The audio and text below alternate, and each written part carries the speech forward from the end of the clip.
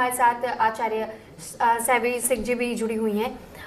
Savvy Singh ji, मैं अब आपसे थोड़ा सा ये समझना चाहूँगी, क्योंकि लोगों के मन में इतना ज़्यादा कन्फ्यूजन है कि 2 मार्च के दिन में होलिका दहन करें, 3 मार्च को होलिका दहन करें, तो रंग कब खेले? जी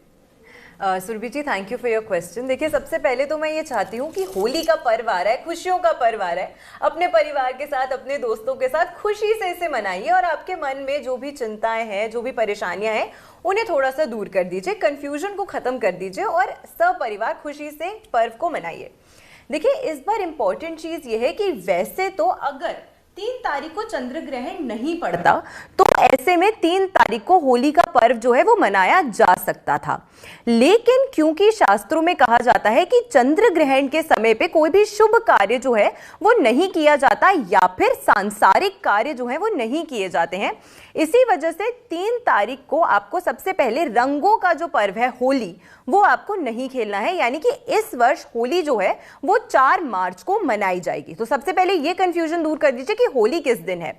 3 तारीख को चंद्र ग्रहण पड़ने वाला है सिंह राशि में और मघा नक्षत्र में ये ग्रहण जो है वो पड़ने वाला है। भारत में ये ग्रहण जो है वो दिखाई देने वाला है, इसीलिए सुबह 6:20 से सूतक काल, यानी कि चंद्र ग्रहण जो 3:20 पे शुरू होगा उससे 9 घंटे पहले ही सूतक काल प्रारंभ हो जाएगा, यानी कि 6:20 पे मंदिर के कपाट बंद कर दिए जाएंगे, जो कि शाम के ऑलमोस्ट, क्योंकि 6:47 तक जो ग्रहण की अवधि है वो रहने वाली है शाम के, तो 7 बजे तक मंदिर के जो कपाट हैं वो बंद ही रहने वाले हैं। और जब आप पर्व मनाते हैं, त्योहार मनाते हैं,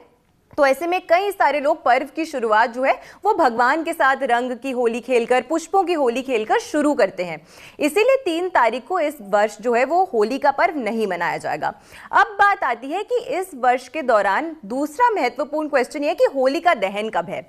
ऐसा कभी भी नहीं होता है कि होलिका दहन के बीच में और होली के पर्व के बीच में गैप आए, लेकिन इस वर्ष के दौरान ऐसा हो रहा है, यानी कि इस वर्ष 3 तारीख को क्योंकि चंद्र ग्रहण पड़ रहा है जो कि 6:47 तक रहने वाला है, तो इस दिन के दौरान होलिका दहन भी जो है वो नहीं किया जाएगा। काफी सारे लोगों के मन में ये प्रश्न आएगा कि मैम होलिका दहन तो वैसे ही संध्या काल में होता है, प्रदोष काल में होता है और 7 बजे के बाद तो चंद्र ग्रहण वैसे ही समाप्त हो जाएगा, तो हम 3 तारीख को होलिका दहन क्यों नहीं कर सकते।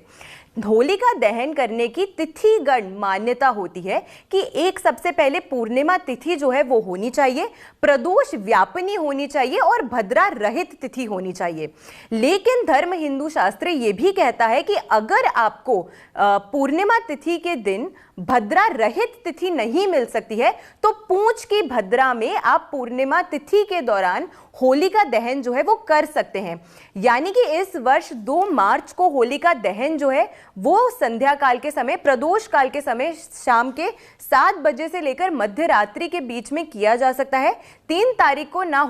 होलिका दहन होगा, ना होली खेली जाएगी। 4 मार्च को होली का पर्व जो है आप सपरिवार जरूर मनाइए। जी ठीक है, तो सैवी सिंह जी ने आपकी कंफ्यूजन को उम्मीद हम करते हैं कि बिल्कुल क्लियर कर दिया होगा कि आपको होलिका दहन कब मनानी है, होली कब खेलनी है, और क्योंकि रंगों का ये त्यौहार है तो आप भी खुशियों के साथ अपने परिवार के साथ में, दोस्तों के साथ में मनाइए।